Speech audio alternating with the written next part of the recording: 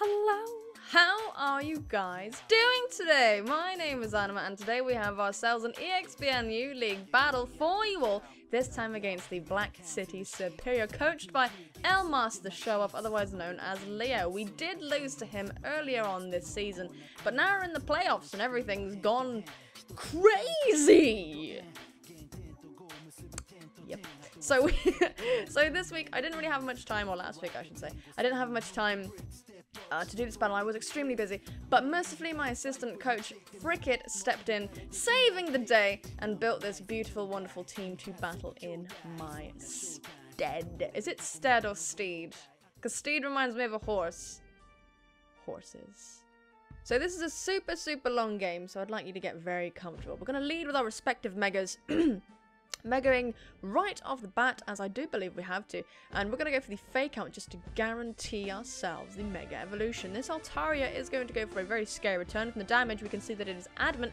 Ellis saw that it was adamant, so he knows that this Heatran is going to outspeed, and we can go for a flash cannon which will just obliterate that thing. So out comes the Miltank. We're going to go into Sableye because we wall that thing absolutely completely. Fake out just to see what the damage is going to be, and there's this Sludge Bomb as we go for the Will-O-Wisp, I believe. We luckily don't get poisoned. The Sludge Bomb doesn't do an awful lot, so this is definitely a big wally Amoongus, and we can freely go into Chestnut anticipating a Sludge Bomb or something. But we see the hidden power, we see it's resisted, it's a hidden power ground, and that tells us a lot. He was definitely anticipating the Heatran to come in here. We're going to go for the Taunt, which is phenomenal. This thing can't do any toxic shenanigans to us. We actually outspeed it, and that's absolutely fantastic. Very careful EVing on Fricket's behalf. Going to go for the Spikes as Leo switches into the Miltank, probably baiting a Drain Punch, and out comes the Altaria to potentially come in on that Chestnut, but it gets taunted, which is fantastic, so no danger of setup here.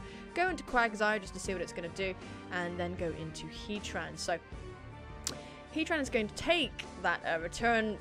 I mean, honestly, the return, for being 4 times resisted, it does fucking loads. Gonna get up our rocks, which is amazing, as out comes this Altaria once again. The Cresselia, I believe, trying to bait out the, trying to scare out the Heatran, but Fricket is just gonna stay in and taunt this thing. So I think Fricket put together that because the Cresselia was used as bait, it probably doesn't have hidden power ground, so he is gonna switch out now, go into the Sableye to take the Psyshock or potential hidden power ground, but yeah, no, the Psyshock is real and we're immune to it.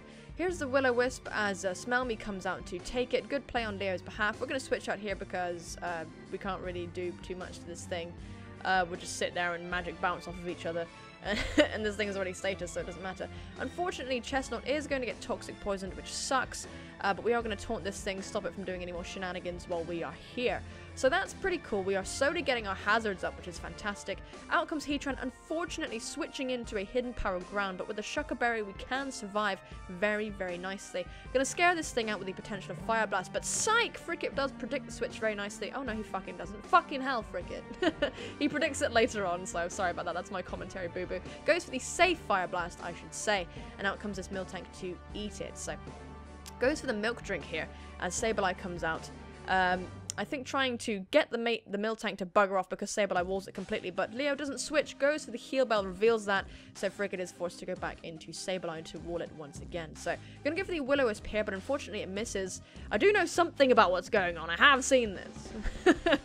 Just hard commentating over someone else's battle. So, out comes this thing, it's gonna go for the Giga Drain, and Chestnut is back to wall it. Of course we are bulletproof, so we don't give a fuck about this thing.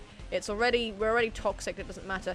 And we're going to go for the second layer of spikes. Here's the synthesis right now, and I believe, hang on, this is really loud. Sorry about that, ladies and gentlemen. The bloody guy is coming in and blowing all the leaves like he does every week, which is really fantastic to record in. Anyway, so let's resume. Yeah, we get up our spikes and we go for the synthesis, which is fantastic, getting up our HP back, which is brilliant. Leo does predict the switch very nicely. He goes for the Sludge Bomb, and out comes Sableye once again. We are going to get poisoned as we go for the Will-O-Wisp and land it this time. It is unfortunate that we're poisoned, but it is only a first stage poison, so that's kind of alright, that's kind of manageable. We're going to go for the recovery here because we want to keep our Sableye nice and healthy, and out comes Blunderous. It is leftovers, so we can presume that it is Nasty Plot. I think But Leo's just going to go straight for the Thunderbolt, and out comes Florges to devour that completely, which is extremely, extremely nice. Out comes this Miltank as we do switch out, predicting the out switch, going into Heatran. And Heatran doesn't really want to deal with this thing, so we're going to go back into Florges. Definitely predicted the out switch, but didn't predict the Miltank coming in. So out comes Florges once again to take body slams, which is very, very unfortunate indeed, to get the paralysis there. And we go for the Wish and Protect. We could have been in a hairy situation wherein we got paralyzed, but we don't, because Florges is just a beast and savage and babe, etc. So right now we're going to get crit body slammed, which is very, very sad, but it's okay because we managed to pull off the aromatherapy, Florges being a cleric on our team.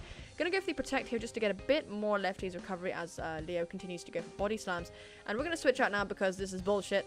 And I'm going to go into Sableye and magic bounce the Toxic, which is fantastic. It's so satisfying to see these things play out. So here's the fake out just to rack up a little bit more toxic damage, not really to do much damage to it because we can't really do that much damage to it, to be honest. But on the heal bell, Fricket's going to predict that going into Gallade. But out comes the Cresselia. We do not have knockoff, so we're going to go for the close combat.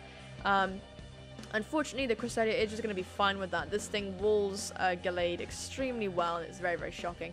So here's the switch into Quagsire. We're trying to see if this thing has Moonblast or not, trying to figure out what its whole thing is. But out comes Sableye again, taking the Toxic, bouncing it back. Very, very nice indeed. I'm guessing coming in on the potential Psyshock. But out comes the Amoonguss, switching out again to try and scout for the Dazzling Gleam. That's why these switches keep happening. Dazzling Gleam on the Moonblast, I should say, on the Cresselia. So now we're here in the situation with Chestnut versus Amoonguss. Gonna go for the Taunt as Smell Me is coming out and being smelly in general. But yeah, out comes this Altaria as we get off our final layer of spikes. We do not want to stay in on this thing, so we are going to switch out. Go into Heatran, who can take anything this thing goes for, but Leo is going to go for the Roost. So I'm presuming that this thing is Adamant, Roost, and just set up, basically. It doesn't seem to have Earthquake, but if Heatran is in front of it, because we outspeed it, doesn't matter if it has Earthquake. So going to switch into Gallade. Leo catches on that this thing is Scarfed. But thanks to Gallade's special defense, we are going to be able to tank at least one T-Bolt and go for the Zen Headbutt. But unfortunately, Fortress does come in, but it still doesn't matter because we have our fantastic spin blocker. That is Mega Sableye.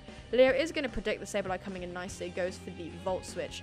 And we're going to go for the Fake Out just to get a little bit of chip damage. The more we can encourage this thing to roost, the better. And out comes High Rob, lest this thing tries to set up. We are unaware, so we can deal with that very nicely. So go for the Toxic. We do miss. Would have been nice to Toxic the Altaria. Admittedly, it would have been fantastic. But Smell Me is going to come out. We miss anyway, and it doesn't even matter because it doesn't affect it. And here's the Hidden Power Ground, potentially expecting the Heatran. So predicting this very nicely, predicting the next move very nicely. There's the Giga Drain going into Heatran, who's going to tank that completely. And we're free to fire off a Fire Blast. But Psych! This time! He goes for the Flash Cannon, predicting the Miltank spectacularly. That Flash Cannon does so much damage because we are running a quite offensive Heatran. Very defensive, defending everybody. So the Miltank is dead. My opponent's Cleric, Fricket's opponents, our joint opponent's Cleric is gone, which is fantastic. So we're going to sack Florges here.